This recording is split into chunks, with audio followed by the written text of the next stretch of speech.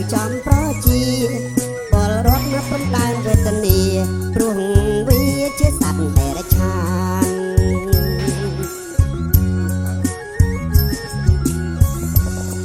អំណាចរាជវាំងវាស្រេកឃ្លានខ្លាំងតាំងចិត្តអត់ស្រាន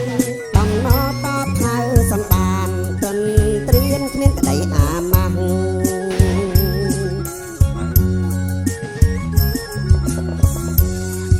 យាទទៀតខោកសម្រាប់ចូលមករកគ្រឿងយ៉ាងច្បាស់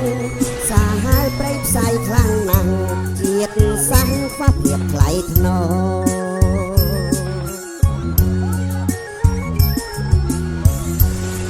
មិននៅអោបដៃយើងរួមគ្នាវាយកំទេចពួកចោលវីរៈកងទ័ពផ្ដាច់បដោ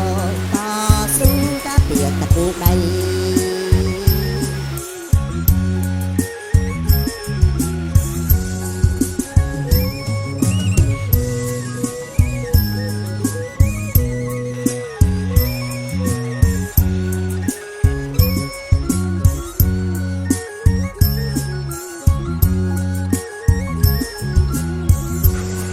ជាតិចៅ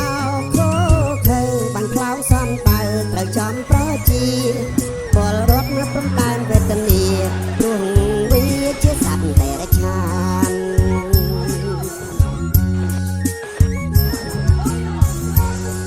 អំណាចរាជវាំងវាស្រេកឃ្លានខ្លាំងតាំងចិត្តអត់ស្រានបំណតបថៅសំបានទន្ទ្រានគ្មានក្តីអាម៉ាស់